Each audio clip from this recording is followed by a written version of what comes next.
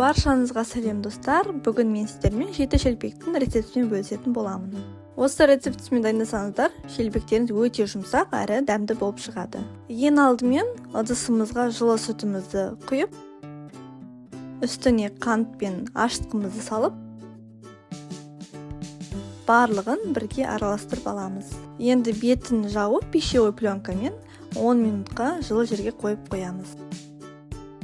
Біздің ашытқымыз дайын болды. Енді жақсылап араластырамыз.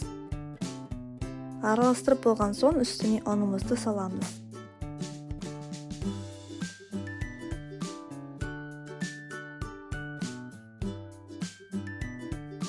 Оның үстіне бір жұмыртқамызды қосамыз.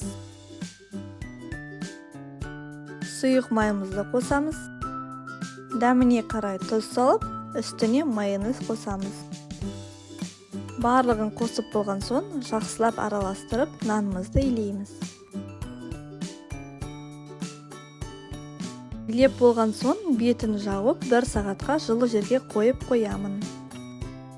Біздің нанымыз 2 рет көтерілу керек. Мен 2 рет көтерілгеннен кейін, осылай үлпілдеп, әдемі болып шығады нанымыз. Біздің ашытқымыз дайын, енді пісіруге кірісеміз. Ең алдымен осылай ыдыстан алып, оны сеуіп, жабысып қалмас үшін 7 бөлікке бөліп шығамыз.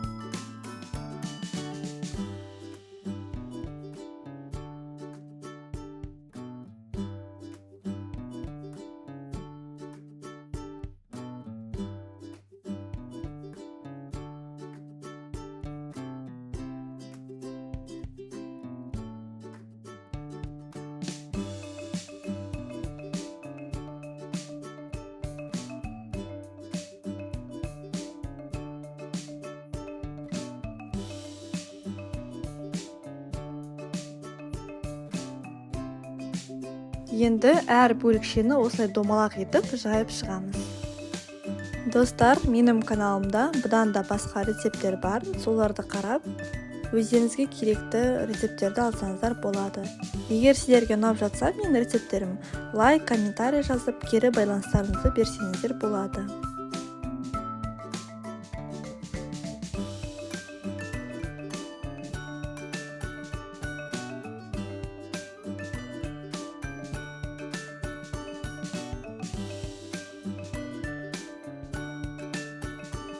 Мінекей, мен барлық 7 шелпекті жайып шықтым. Енді табамызға майымызды құямыз.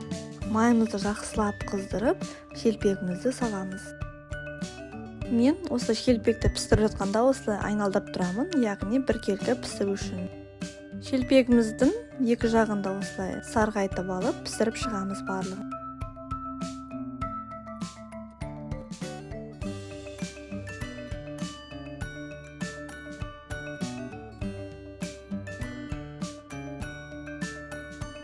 Мінекей достар, біздің 7 шелпегіміз дайын болды.